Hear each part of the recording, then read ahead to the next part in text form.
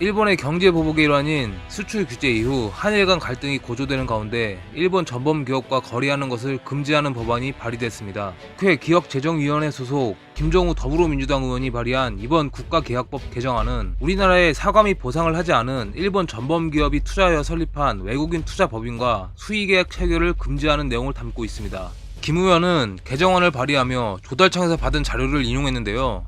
조달청 자료 내용에 따르면 최근 10년간 우리 정부는 일본 전범기업의 물품을 구매하는데 총 21만 9,244건에 액수로는 9,098억 원이며 수의계약도 943억 원에 달하는 것으로 나타났습니다. 정부가 구매한 주요 전범기업 물품은 레이저 프린트, 전자복사기, 비디오 프로젝터, 디지털 카메라, LED 실내 조명 등 저출력 심장 충격기 등이 있고, 이들 물품은 미쓰비시, 미쓰이, 히타치, 미모토, 도시바, 후지, 캐논, 니콘, 파나소닉, 가와사키 등 일본 기업이 생산한 것으로 밝히고 있습니다.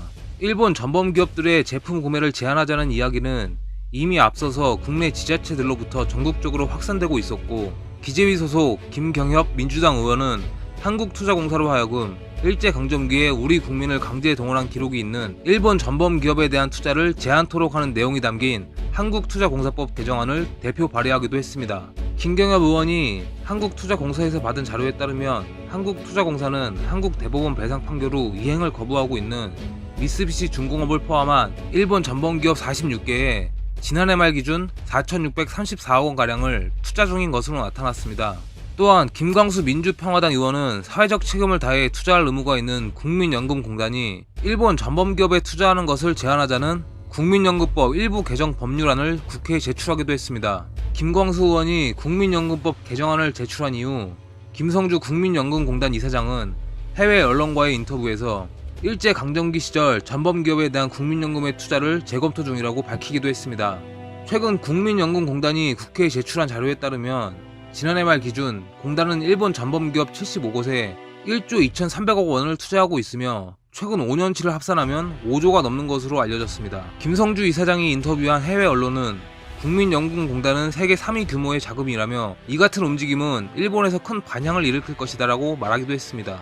이번 김정우 의원의 국가계약법 개정안 발의는 이러한 분위기에 편성한 것으로 보여지며 한일 간의 관계가 얼마나 악화되고 있는지 단적으로 보여주고 있습니다. 사실 일본 전범기업의 국내 문제는 이번 경제보복 이전부터 꾸준히 있었던 이슈입니다. 우리 정부는 2011년도부터 전범기업을 지정하고 그에 대한 명단을 발표하고 있으며 현재 그 목록은 229개까지 늘어났고, 일제강점기 시절 강제징용 피해자와 유족들이 일본 전범기업들을 상대로 이루어지는 소송은 계속돼서 진행되고 있으며 전범 기업을 상대로 한 규탄 집회 또한 이전부터 꾸준하게 이루어지고 있는 상황이고, 지난 3월 경기도 의회는 전범 기업 제품에 일본 전범 기업이 생산한 제품이라는 스티커 부착을 의무화하는 법안을 발의한 적도 있습니다.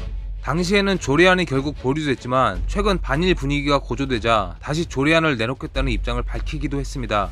이렇듯 이미 전범 기업에 대한 문제는 우리 사회에 뿌리 깊게 자리하고 있고, 실상을 알면 놀랄만한 기업들이 전범 기업들인 경우도 많습니다. 전범 기업들의 만행은 몇몇 매체를 통해 알려지기도 했으며 본 영상에선 자세히 다루지 않겠지만 강제노동 피해자들의 증언을 들어보면 상상을 초월하는 비인간적인 대우로 지옥과 같은 생활을 했다는 것을 알 수 있습니다.